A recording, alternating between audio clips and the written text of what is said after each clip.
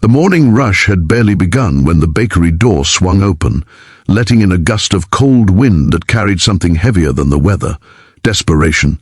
Customers turned briefly, but their eyes soon returned to warm pastries and fresh loaves. Only one person watched closely, a tired woman in torn clothes entering with a little girl whose face was pale with hunger. The woman gently guided her daughter toward the counter, whispering something that made the girl's small fingers cling to her mother's sleeve.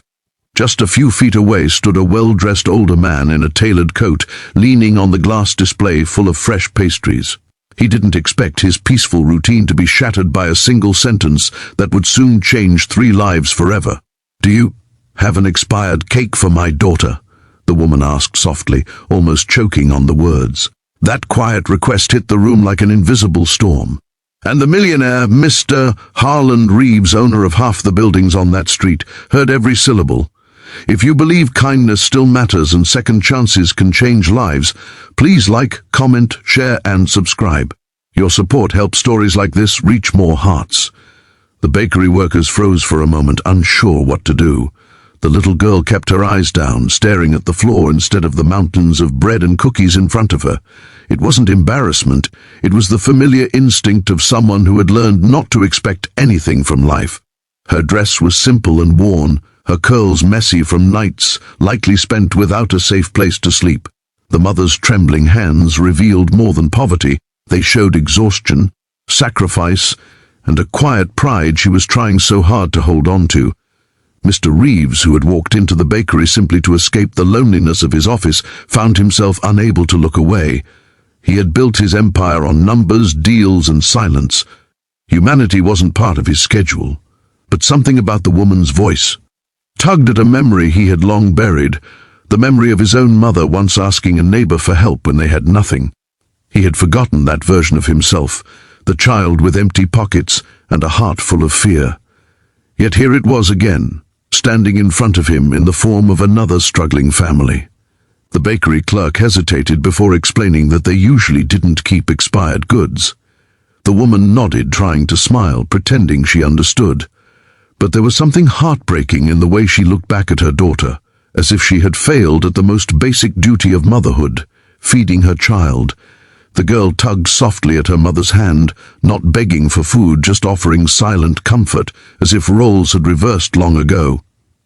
Mr. Reeves felt a sting in his chest. He had spent years surrounded by luxury, yet here he was, unable to ignore a hunger that no child should ever experience. He noticed the shame in the woman's eyes, a shame she didn't deserve. Before he could think twice, he stepped forward and asked the bakery workers to prepare 2 boxes of the finest pastries.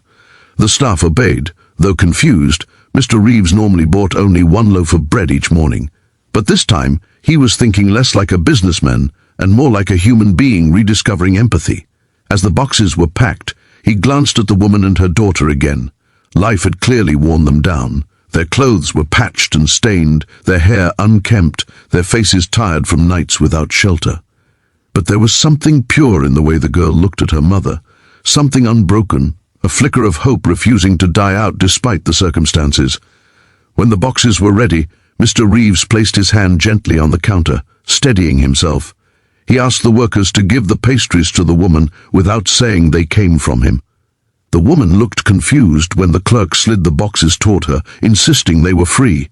She shook her head and tried to refuse, explaining she didn't want charity, only leftovers, but the worker insisted, telling her someone had already covered the cost. A tear slipped down the woman's cheek as her daughter stared in awe at the food she hadn't tasted in weeks. She whispered a trembling thank you to the air, not knowing who to direct it to. The millionaire stood silently behind her, pretending to study the dessert prices while fighting a strange warmth spreading through him. The woman guided her daughter to a nearby seat and opened the first box. The little girl's face lit up, her eyes wide with anticipation.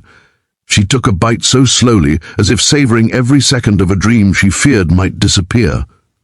The mother didn't eat, she simply watched her daughter, her expression softening into something close to happiness. That moment, fragile, simple, human, felt more valuable than any business success Mr. Reeves had achieved. Minutes passed, and the woman gathered the courage to approach the counter again. She asked if she could thank whoever paid for the pastries. The staff exchanged glances.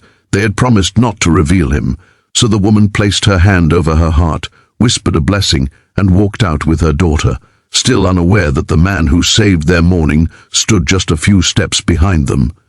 Mr. Reeves followed them outside quietly, staying far enough not to be noticed. He watched them stop near a bench, the mother wrapping her coat around the girl to shield her from the cold. Something inside him cracked, something he didn't even know had been broken for years. He realized he wasn't just witnessing poverty, he was witnessing resilience, love, and dignity in its purest, most painful form. He made a decision right there on the sidewalk. He couldn't change the entire world, but he could change theirs. Over the next days, he discreetly contacted shelters, organizations, and a few connections he rarely used. He found them temporary housing first, then medical support, then a small job. For the mother in a local packing facility. She never found out who was behind it, not then. All she knew was that doors suddenly started opening instead of closing. One afternoon, weeks later, Mr. Reeves passed by the bakery again and saw the little girl through the window, clean, smiling, holding her mother's hand. They were buying a single fresh pastry this time, not leftovers, not expired goods, just one small luxury they could finally afford. And she wasn't asking for an expired cake anymore.